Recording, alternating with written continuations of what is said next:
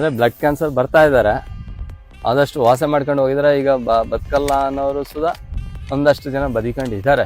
ಅವಾಗ ಏನಾಗುತ್ತೆ, ಇದು ಕಂಡೆಡ್ಗೆ ಅಲ್ಲಿ ಮುಂದಕ್ಕೆ ತೆಗೆದಾಕ್ಬಿಡ್ತಾರೆ ಕಾಲು ಕೈ. ಇದು ಗ್ಯಾಂಗ್ರೀನ್ ಆದ್ರೆ ಚರ್ಮದ ಇದು ಮೂಳೆ ಮೇಲಾಗುತ್ತೆ, ಇದು ಜೀವನೇ ತೆಗೆದು ಬಿಡುತ್ತೆ. ಇವ್ರಾದ್ರೆ ಅಲೋಪತಿ ಆದ್ರೆ ಇಮ್ಮಿಡಿಯೇಟ್ ಆಗಿ ತೆಗೆದು ಬಿಸಾಕ್ಬಿಡ್ತಾರೆ.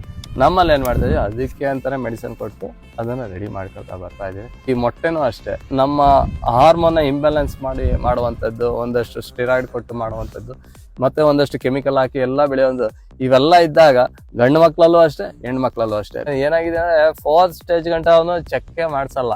ಏನಂತೆ 4th ಸ್ಟೇಜ್ ಗಂಟ ಅವರು ಸುಮ್ನೆ ಯಾವ್ದೋ ಮೆಡಿಸಿನ್ ಕೊಡ್ಕೊಂಡು ಹೋಗ್ತಾನೆ ಇರ್ತಾರೆ. ಹೋಮಿಯೋಪತಿ ಹೇಳ್ತಾರೆ 3000 ಕಾಯಿಲೆಗೆ ನಕ್ಸಮಿಕ ಯೂಸ್ ಆಗುತ್ತೆ ಅಂತ. ಅಷ್ಟು ಕಾಯಿಲೆನೂ ಇದು ಒಂದೇ ವಾಸ ಮಾಡ್ಕೊಳುತ್ತೆ. ಪೊರೆ ಬರುತ್ತೆ ಕಣ್ಣಿಂದ, ಅದನ್ನು ಅಷ್ಟೇ.